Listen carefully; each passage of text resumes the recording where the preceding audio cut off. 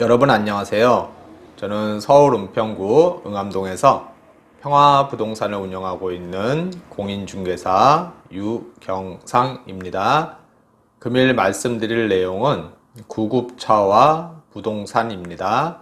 먼저 시청하시기 전에 구독 및 좋아요를 눌러주시면 감사하겠습니다.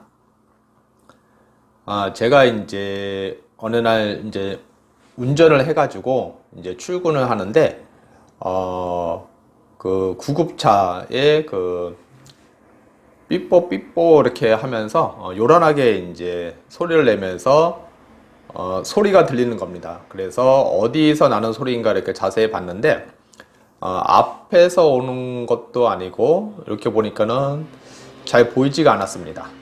예, 근데 이제 나중에 알고 보니까, 제가 운전하고 있는 그 차량 저쪽 뒤에서 오는 겁니다. 예, 아침에 이제 출근 시간이니까 차들이 정체돼 가지고 이렇게 빽빽한데, 거기에서 이제 구급차가 지나가야 되니까 서로들 간에 이제 비켜주려고 열심히들 노력을 했습니다. 그래서 다행히 잘 길이 터져서 구급차가 지나갈 수 있었습니다.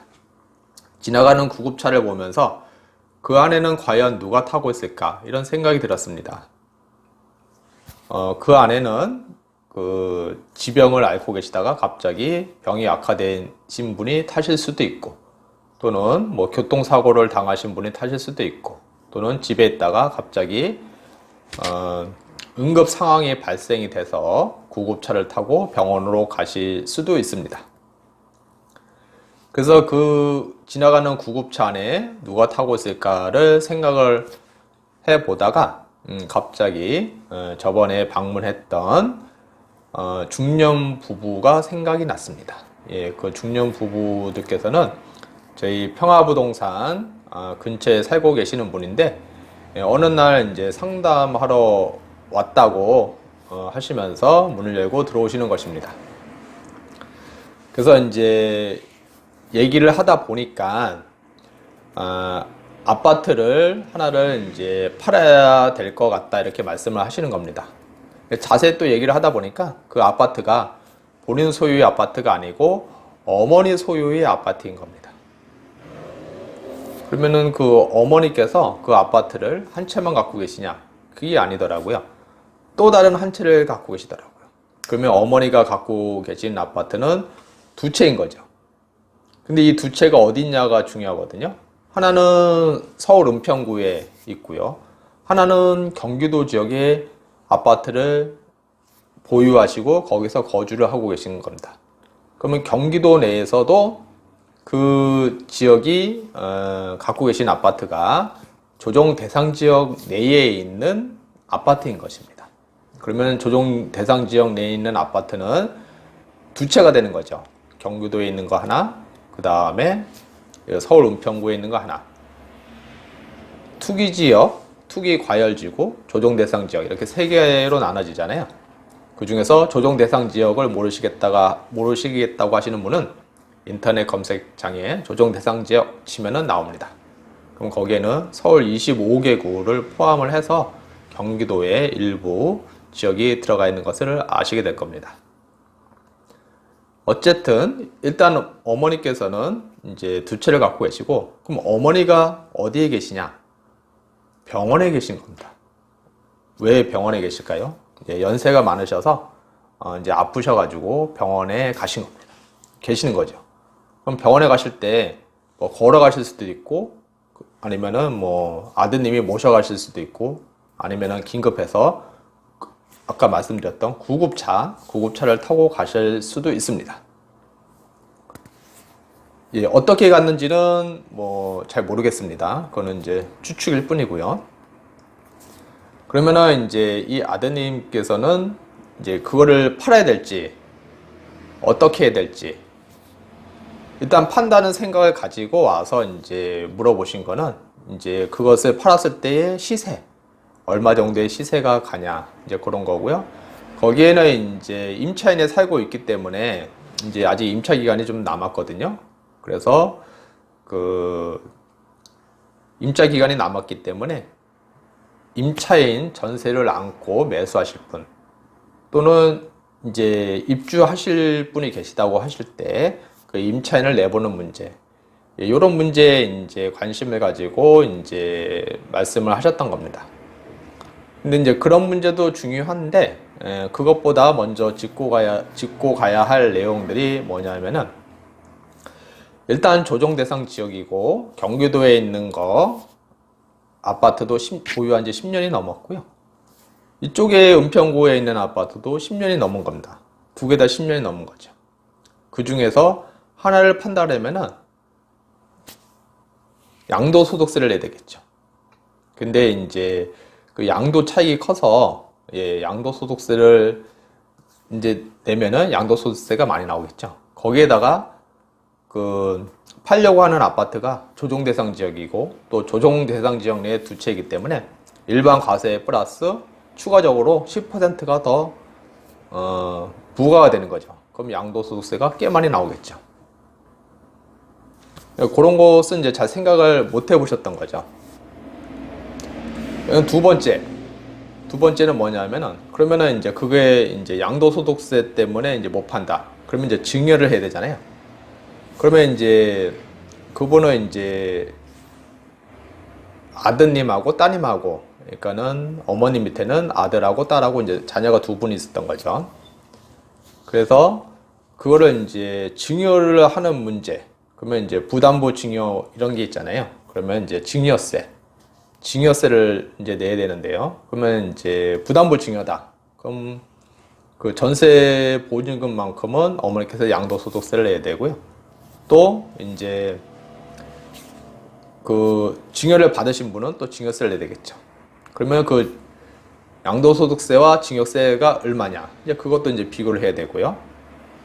그 다음에 이제 만약에 이제 매매도 안 하고, 그 다음에 증여도 안 하고, 그 다음에 이제 어머니께서 돌아가시면 이제 상속이 갈 거 아니에요? 그러면 이제 상속세를 내야 되잖아요. 그러면 그 상속세가 얼마가 나올 것이냐? 이제 그것도 계산을 해봐야죠. 그래서 매매를 할 것이냐, 증여를 할 것이냐, 아니면은 이제 돌아가신 후 상속을 받을 것이냐, 그에 따라서 내는 세금이 어떻게 되냐를 생각을 해봐야 되겠죠. 그리고 나서 이제 현 상황에서 이제 뭐 어머니 병원비라든가 이런 것을 이제 어떻게 충당할 것이냐, 여러 가지 이제 상황이 다 틀리니까요. 그런 것을 이제 비교를 이제 해야 되겠죠. 그러면은 세무사분하고 정확하게 상담을 받아서 가장 좋은 방법으로 선택을 하셔야 됩니다. 그리고 이제 세무사분들도 이 전문 분야가 다 틀리기 때문에, 이제 한쪽 세무사분 말씀을 들어보고, 그 다음에 이제 A 세무사분, 그 다음에 B 세무사분, 그 다음에 C 세무사분, 이렇게 한 세 분 정도 세무사분하고 상담을 받아보시고, 그러면 이제 어느 정도 이제 감이 잡힐 거잖아요. 그러면은 거기에 따라서 이제 하시면 될 것 같습니다. 어떤 이제 분들은 이제 부동산 사무실 와서 공인중개사하고 이제 상담을 하죠. 본인 집을 매매했을 때 양도소득세 문제라든가 이런 것을 이제 공인중개사하고 상담하고, 그 다음에 이제 뭐 양도소득세가 안 나온 줄 알고 매매를 했는데 양도소득세가 나왔다든가, 아니면 양도소득세가 어느 정도 나올 것으로 예상을 했는데 나중에 매매하고 나니까는 양도소득세가 더 많이 나와서 부동산 사무실에 와서 뭐 따지더라, 이런 얘기가 이제 종종 있거든요. 그래서 이제 제가 드리고 싶은 말씀은 어느 부동산이든지 가서 이제 상담을 하고 이럴 때는 그 양도소득세, 공인중개사는 이제 중개가 전문이잖아요.